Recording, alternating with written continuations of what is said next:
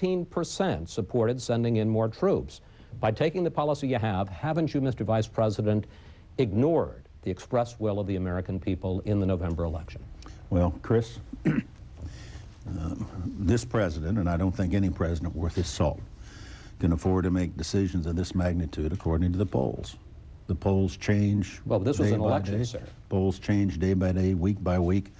I think the vast majority of Americans want the right outcome in Iraq. The challenge for us is to be able to provide that. But you cannot simply stick your finger up in the wind and say, gee, public opinion's against, we better quit.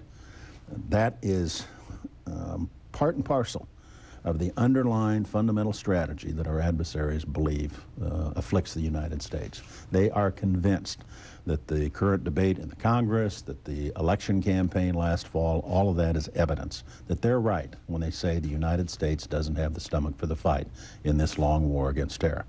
They believe it. They look at past evidence of it in Lebanon in '83 and Somalia in '93. Vietnam before that. They're convinced that the United States will, in fact, pack it in and go home if they just kill enough of us. They can't beat us in a stand-up fight, but they think they can break our will.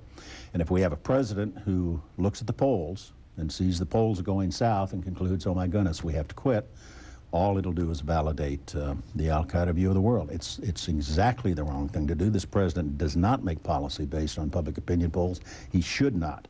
It's absolutely essential here that we get it right. Mr. Vice President, we have to take a quick break here, but when we come back, we'll talk about Iran and the Democrats.